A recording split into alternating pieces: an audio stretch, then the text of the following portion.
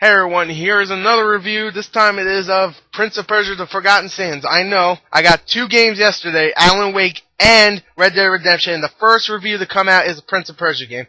But those 2 games are gonna be a little while until I beat them, because I didn't start Alan Wake yet. This game I heard was short, so I played it, and pretty much now I'm going to review it. So I could just get this one out of the way, and then I could focus on Red Dead Redemption and Alan Wake, and sooner or later I'll do a review a split second.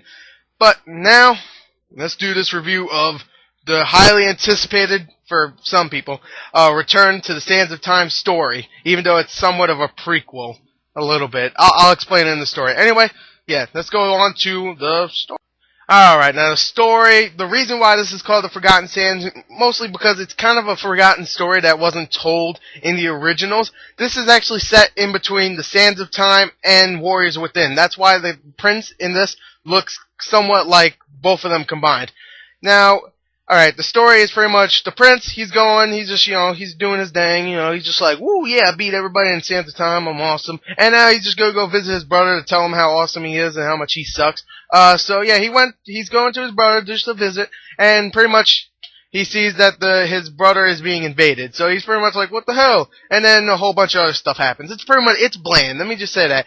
This is, I can already tell, a story that did not need to be told, and they just wanted to bring it back to the Sands of Time,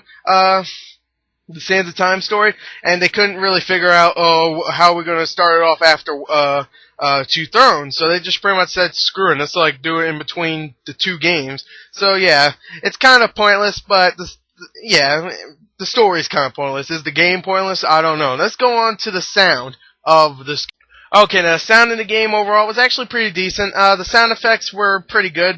Voiceovers are okay also. I thought the prince was, voiced well. It's the same guy that voiced all the other princes, I'm pretty sure at least. It was all the same princes, except Nolan North's prince and the one that came out a couple years ago. So yeah, let me just do sound real quick and say it's actually pretty decent, alright? Not fantastic, but pretty good overall. Just, whatever. Sounds good. Let's go on to the graphics. Okay, now the graphics in the game overall were actually pretty decent. Now, I saw the trailer for this, I saw some gameplay, I was like, I'm not really impressed like I was impressed with the Sands of Time when that came out. I just thought the graphics were meh. And then I saw them in game. The character models aren't that great. I mean, they're not bad, but they're not that great.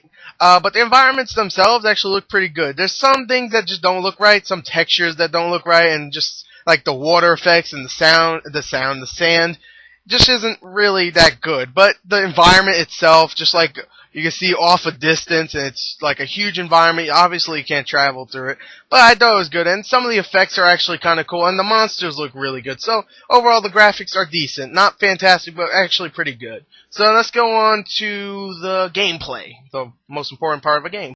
Okay, now the gameplay is pretty much hack and slash. I'm gonna have to say right there, it's pretty much hack slash. You got some magic powers, and you got the Sands of Time, so you can reverse time, and there's platforming, obviously.